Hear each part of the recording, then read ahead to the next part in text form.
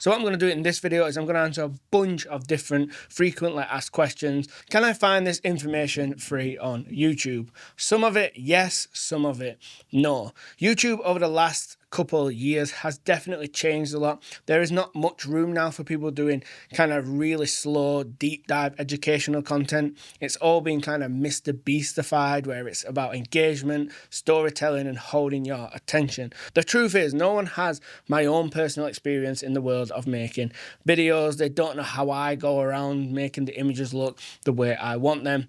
And also, no one really has my own personal experience with the S1 II. Will this actually make my footage look better?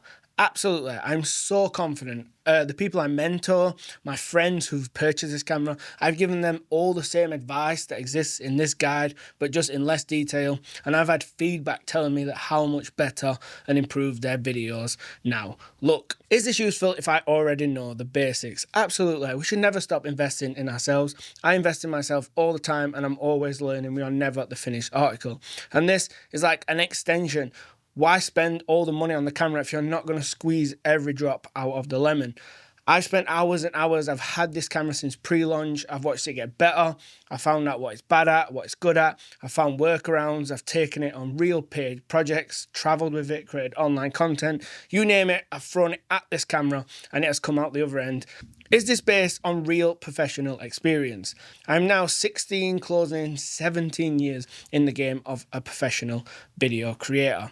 I know very little about photography, but when it comes to the world of video, that is something I've dedicated my life to for pushing on 2 decades. And all that foundational knowledge from over the years has built together to help me create this S1 II guide. What makes this guide different from the manual? Actually, a very lot. I didn't make this guide to just glaze Lumix and tell you why they're the best cameras and why their things are perfect. I actually go deeply in and explain why I think Lumix have made some mistakes with settings, why I think they should add different custom mappable buttons here, menus there, and also workarounds that I found to help me get to where we need to be. So absolutely, this is nothing like the manual. I actually disagree with some of the placement and I change a lot when it comes to how Lumix set up this camera. Does this work if I have purchased a Lumix S1 Mark II? Initially, this guide was going to be called the Lumix S1 and S1 Mark II video guide because those two cameras are so similar and I personally own and use both. So definitely, if you are someone who's bought the S1 Mark II for video, as that has an incredible looking sensor and image, then there is so much in this guide that is going to translate. The only real differences is they have slightly different native ISOs, but all the theories about exposing, the tools about exposing, the white balance stuff, all the settings where we build custom menus, all that stuff is going to translate over perfectly. So I would definitely say yes, this guide would be fine. Is this aimed at cinematic filmmaking or content creation?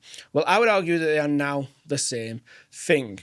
Every content creator, YouTuber, people that make content for Instagram, TikTok, you name it, they all want to make the most cinematic, high quality video possible, and that is why you would even purchase a camera like this. Sure, you can take all these principles and the way we set this camera up and go out there and tell stories and do all the narrative stuff and it'll look incredible, but who does not want that same result for the content they post online, whether that's personally or professionally? Will I see the exact settings used on your actual shoots?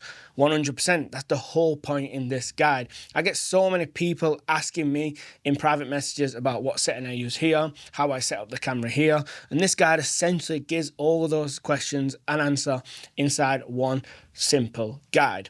And even more, because I talk about accessories, I talk about how to upgrade the camera, make it better, batteries, media, cages, as well as all the menu settings and exposure and color stuff as well. Will this help at setting up fast and saving time? Well, great video and saving time are two of the same things. One of the things I learned many years ago, that if something takes a very long time, it probably will not stay in your workflow. Everything I do is time restricted.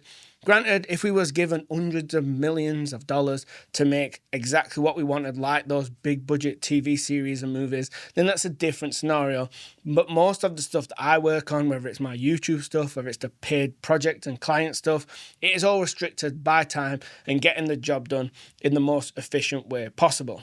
Will I be able to jump to individual topics and sections inside of the guide? So the way I have structured and broke this down is there are different sections, and then inside those sections there are different sub videos. So there'll be a section labeled shooting modes, and then inside of this there is sub videos. There's one for white balance, one for exposure, one for anamorphic shooting, one for time lapse. You get the idea. Because there are multiple different sections with multiple different sub videos, you should be able to find what you need very fast. If the camera changes via a firmware update, will the guide change to follow? Just like on my previous S1 II guide, when there was a firmware update, I created a new section and a whole new video talking about the new features and how it changes the way we operate the camera. I plan to do the same thing here with the S1 Mark II, and you will also get lifetime update. I will never charge you for any of these updates. Is there anything this guide is not compatible with? Well, as long as you are using a Lumix S1 Mark II, then you should be fine.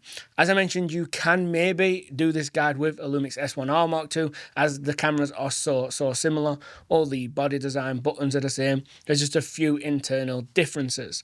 It works with all the editing software, DaVinci Resolve, Premiere Pro, Final Cut, you name it, it will work with pretty much anything. Is it still useful if I'm coming from an older Lumix camera?